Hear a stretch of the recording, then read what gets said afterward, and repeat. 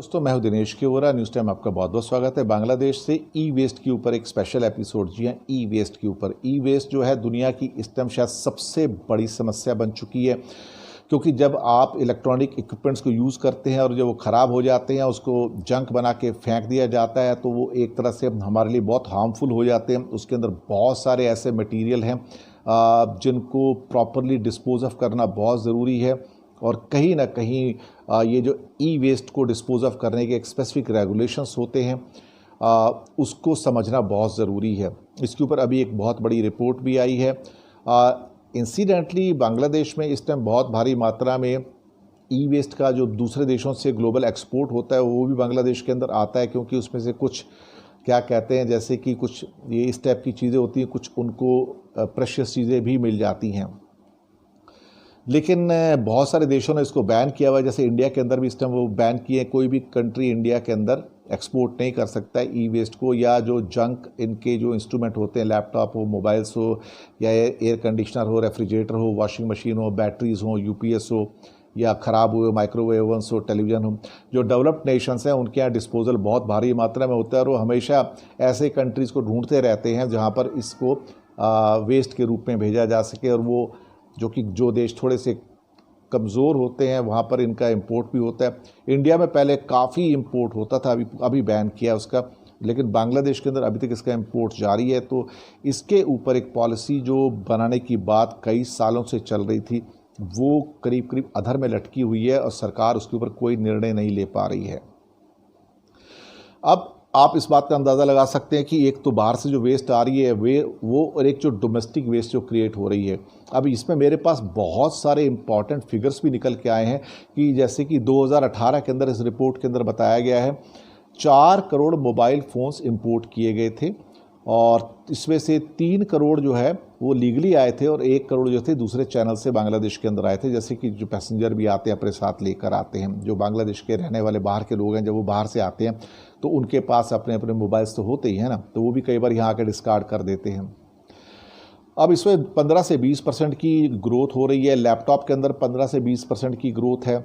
और इनको बताया कि 2018 में $175 मिलियन के लैपटॉप्स भी इंपोर्ट किए गए थे, और 60% जो डिमांड है वो चाइना, सिंगापुर, यूएसए, थाईलैंड और मलेशिया के मिक्स की जो होती है। अब यहाँ पे मुख्य खबर ये निकल के आती है कि बांग्लादेश के पास वो मैकेनिज्म नहीं है जिसके द्वारा कि इसका सेफ डिस्पोजल किया जा सके। ई वेस्ट का 7 साल हो गए हैं, वो ड्राफ्ट का ड्राफ्ट ऐसे ही पड़ा हुआ है। वो ड्राफ्ट बन के सरकार के पास जाता है, सरकार रिजेक्ट कर देती है, फिर वापस बना के भेजते हैं, फिर रिजेक्ट कर देती है। अब ये ई वेस्ट के अंदर कई बार प्रेशियस मेटल्स का यूज़ होता है, छोटी मात्रा में गोल्ड है, सिल्वर है, कॉपर है, आयरन है, कुछ और हैवी मेटल्स हैं। इनमें से कुछ मेटल ऐसे होते हैं जो मरकरी और लेड है, जो कि जहर का काम करते हैं, जो एनवायरनमेंट के अंदर, मिट्टी के अंदर, हवा के अंदर जहर घोलते हैं। तो Bangladesh university of engineering and technology BUET जो है, उन्होंने एक बताया है कि हर साल 4 लाख मेट्रिक टन की ई वेस्ट बांग्लादेश के अंदर पैदा हो रही है। और इसके एक उन्होंने स्टडी पेपर भी इशू किया है, assessment of generation of E waste, its impact on the environment and resource recovery potential in Bangladesh. बहुत इंपॉर्टेंट पेपर है ये। उनका कहना ये है कि 20% पर ईयर की दर से ये ई वेस्ट बढ़ रहा है, और 2035 तक आते आते ये 4,62,000 टन हो जाएगा। 4,62,000 टन ये ई वेस्ट हो जाएगा।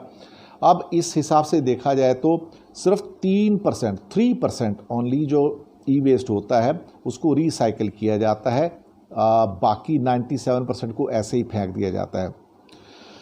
अब most common disposal method is by burning, इसको जला दिया जाता है पिट के अंदर। लेकिन उसमें जलाने के बाद क्या होता है कि उसके जो टॉक्सिक सब्सटेंसेस होते हैं, जो जहरीले सब्सटेंस होते हैं, वो जल के उनका सारा जो धुआं है आसमान में जाता है, वहाँ पोल्यूशन पैदा करता है और सेहत के लिए ख़तरनाक हो जाता है। 2011 के अंदर department of environment prepared a draft regulation titled E waste management rules and environment conservation act 1995। अब ये उसके बाद लॉ मिनिस्ट्री को भेजे गए, उन्होंने टेक्निकल प्रॉब्लम लगा के वापस कर दिया। अब 2017 के अंदर एक और ऐसा ड्राफ्ट बना के फिर से भेजा गया। आज 3 साल हो गए, वो भी ऐसे के ऐसा पड़ा हुआ है। कई बार मुझे बांग्लादेश के भाई बहन कहते हैं आप कुछ प्रॉब्लम्स भी उठाया करो, अच्छी अच्छी बात तो करते हो बांग्लादेश के बारे में, लेकिन कभी प्रॉब्लम भी उठा के बताया करो कि प्रॉब्लम क्या है। अब ये एक मेजर प्रॉब्लम है जो अब मैं उठा रहा हूँ। तो उनका कहना ये कि जो मिनिस्ट्री की जो वेबसाइट है उसके ऊपर भी उन्होंने काफ़ी इस चीज़ के इनपुट्स डाल दिए हैं, लेकिन कहीं ना कहीं सरकार अपने कदम पीछे खींच रही है। मुझे लगता है कि सरकार को बहुत जल्दी, भले ही हो सकता थोड़ा सा फॉल्टी ड्राफ्ट हो, लेकिन उसको लॉ में कन्वर्ट करके ई वेस्ट को डिस्पोजल करने के लिए एक प्रॉपर फ्रेमवर्क बना ले। बाद में जैसे जैसे टाइम बढ़ता जाएगा उसके अंदर वो अमेंडमेंट करते चले जाएं, लेकिन शुरुआत में एक लॉ बनाना ज़रूरी है। और अभी अगर प्रॉपर लॉ ही नहीं है उस बारे में, प्रॉपर एक तरह से कहा जाए एक फ्रेमवर्क ही नहीं है, तो फिर ये हमारे लिए तो बहुत ही ज़्यादा नुकसानदायक हो जाएगा, सारे लोगों के लिए नुकसानदायक हो जाएगा। और इतनी बड़ी संख्या में ई वेस्ट पैदा हो रही है, उसको आप कैसे हैंडल करेंगे। बांग्लादेश में वैसी एनवायरमेंटल क्लाइमेट की प्रॉब्लम बहुत है, ऊपर से ये ई वेस्ट की एक और इतनी बड़ी समस्या आ जाएगी तो सर्वाइव करना मुश्किल हो जाएगा यहाँ पर। तो मुझे उम्मीद है कि सरकार इसके ऊपर जल्दी एक्शन लेगी। और इस किस्म की जो रिपोर्ट्स हैं दरअसल अखबारों के पन्ने से गायब रहती हैं, कोई ध्यान देता नहीं, न्यूज़पेपर में भी लोग उसको अवॉइड कर देते हैं, कभी कहीं उनको खबर मिल भी जाए तो। लेकिन मैं समझता हूँ कि ये चीज़ें हमारी ज़िंदगी के साथ जुड़ी हुई हैं, हमें इसके ऊपर ध्यान देना चाहिए, सरकारों को इस मामले में कॉन्शियस होना चाहिए। और यहाँ पे बांग्लादेश की सरकार प्रॉपरली ई वेस्ट को हैंडल नहीं कर पा रही है, जबकि बाकी जगह अच्छा काम कर रही है। लेकिन इस एरिया के अंदर मुझे लगता है कि बांग्लादेश को कमर कसने की ज़रूरत है और कहीं ना कहीं इसका फ्रेमवर्क, जो लॉ का जो फ्रेमवर्क है, स्ट्रॉन्ग बनाने की तुरंत ज़रूरत है। बिल्कुल भी देरी नहीं करनी चाहिए, अदरवाइज़ ये आपके पानी को, आपकी मिट्टी को, आपकी एयर को, तीनों को बर्बाद करती चली जाएगी, year by year by year.